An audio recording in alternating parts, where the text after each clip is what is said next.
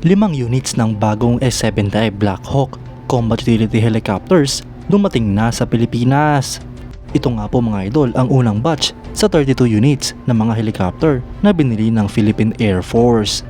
Yan ang pag-uusapan natin, pero bago yan, kung bago ka lang sa aking channel, huwag mong kalimutang mag-like, subscribe at i-hit mo na rin ang notification bell button para lagi kang updated sa mga bagong videos natin.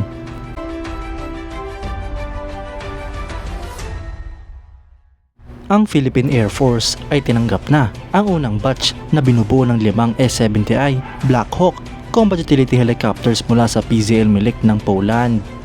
Ang mga helicopters nga pong ito ay dumating sa Clark Air Base sakay ng Antonov AN-124 Ruslan Civilian Strategic Transport Aircraft. Ang PZL Milik at ang Department of National Defense ay kinumpirma na ngayong taon darating ang unang batch na i-deliver ngayong June 2024. At base nga po sa delivery plan ay na-achieve naman ng PZL Milik ng Poland ang kanilang plano na i-deliver ang unang batch ng mga helicopter sa ating bansa. Ang mga helicopter na ito mga idol ay parte ng in-order at binili ng Philippine Air Force na 32 units na mga Black Hawk helicopters na brand new mula sa Poland. Ito nga po mga idol ay additional na acquisition project dahil meron ng naunang 16 na mga Black Hawk helicopter na binili ng Philippine Air Force mula sa kaparehong bansa. Sa kasalukuyan, ang mga helicopter na dumating sa Pilipinas ay sasailalim na sa inspections at testing bago ito i-induct sa serbisyo ng Philippine Air Force at mapasama sa 205th Tactical Helicopter Wing. Bilang parte ng pagpatuloy na improve ang mobility capabilities at i-address ang kakulangan sa mga air assets at gayon din upang palitan ng mga lumang air assets ng Pilipinas, ang Philippine Air Force ay nagkaroon ng requirement para sa acquisition ng second batch ng mga S-70i Black Hawk Combat Utility Helicopters upang palitan ang mga retirado ng Bell UH-1D HUE helicopters. Ang mga karagdagang helicopter nga pong ito ay kukomplement sa existing ng fleet ng mga Sikorsky S-70i Black Hawk at Bell 412EP Combat Utility Helicopters na ino-operate ng Philippine Air Force 205th Tactical Helicopter Wing. Ito nga po ang dahilan mga idol kung bakit napasama ang acquisition project na ito sa second list ng Horizon 2 phase projects ng Revised Armed Forces of the Philippines Modernization Program. Ang proyektong ito ay kalaunan tinawag na Combat Utility Helicopter Phase 4 Acquisition Project.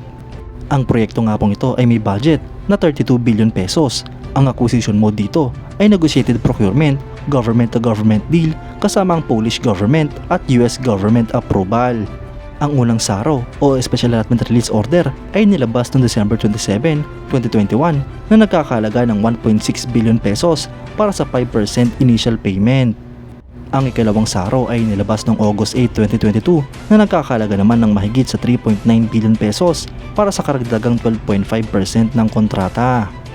Ang ikatlong SARO naman mga idol ay nilabas noong May 25, 2023 na nagkakalaga ng mahigit sa 4 billion pesos para sa karagdagang 13% ng kontrata.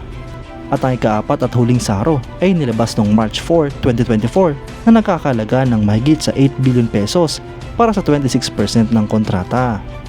Ang winning proponent sa proyekto ay ang Sikorsky Aircraft Corporation gamit ang kanilang Polish subsidiary na PZL Milik. Ang produkto nga pong i-deliver sa Pilipinas ay mga Sikorsky S-70i Black Hawk International. Mga idol, maganda nga po't nagkaroon na at dumating na sa Pilipinas ang mga karagdagang Black Hawk helicopter para sa Philippine Air Force.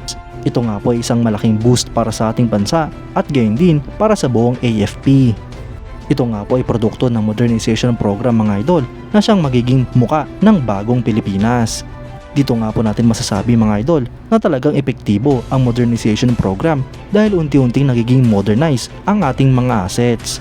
Marami pa nga pong modern assets ang inaasahang darating at gayon din ang mga modern assets na bibilhin para sa AFP modernization program. Kaya't sabay-sabay nga po nating antayin ang mga acquisition projects na ito. Kayo mga idol, anong masasabi nyo? Comment down below for your thoughts and opinions. At yan nga lang po ang pag-uusapan natin ngayon mga idol. Maraming salamat sa panonood. Huwag nyo rin kalimutang mag-like at subscribe bilang suporta sa ating channel. Mabuhay kayo mga idol!